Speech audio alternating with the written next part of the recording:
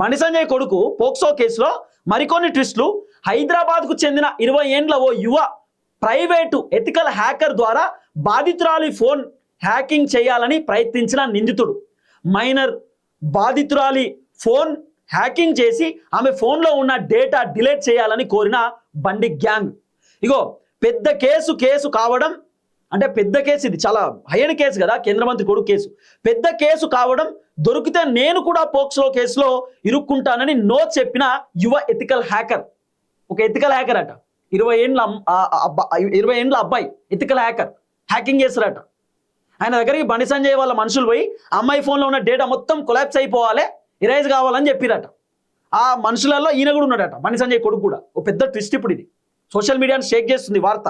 దీంట్లో ఇగో 15 ఏళ్లకే 10వ తరగతి చదువుతున్నప్పుడు ఫోన్ హ్యాకింగ్ ఇంటర్వ్యూలు ఇచ్చిన సదరు యువ హ్యాకర్ పోలీసులతో కలిసి పని చేసిన సైబర్ క్రైమ్ అనలిస్ట్గా పేరు తెచ్చుకున్నాడు.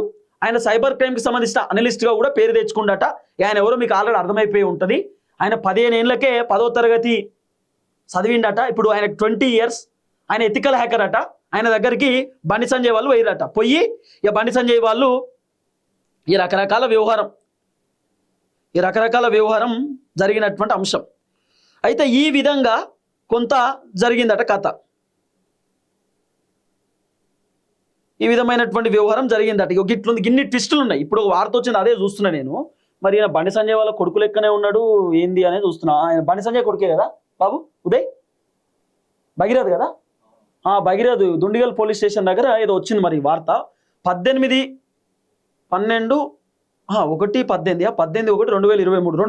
సంబంధించినటువంటి వ్యవహారం ఇది. కానీ సో ఏది ఏమైనా కూడా ఇలాంటి ట్విస్టులు వస్తున్నాయి, ఒక్కొక్కటి భయంకరమైనటువంటి ట్విస్టులు, మామూలు ట్విస్టులు కాదు.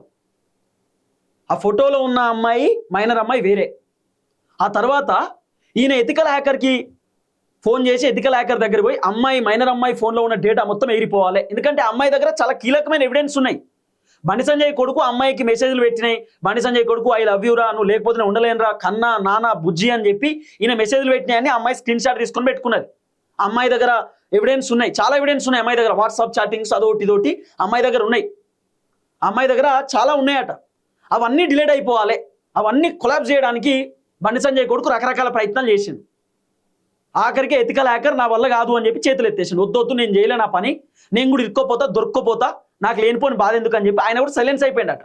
ఎంత పెద్ద కత్తి ఇది! ఒక ట్విస్టా, 2 ట్విస్ట్ల మీద ట్విస్టులు వస్తూనే ఉన్నాయి. ఏందన్నట్టు ఒక కేంద్ర మంత్రి కొడుకు చేయాల్సిన పని ఇది.